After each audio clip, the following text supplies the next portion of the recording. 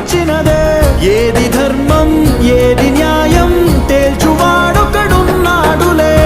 లెక్క తీసి శిక్ష రాసే కర్మ ఫలమే ఒకటుందిలే.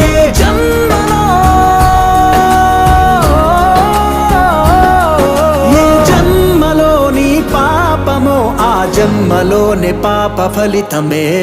ఈశ్వరుడే ఈశ్వరుడే చేసినాడు కొత్తగారనే. సాక్ష్యమిదే సాక్ష్యమిదే భిక్షువయ్య బింబిసారుడే.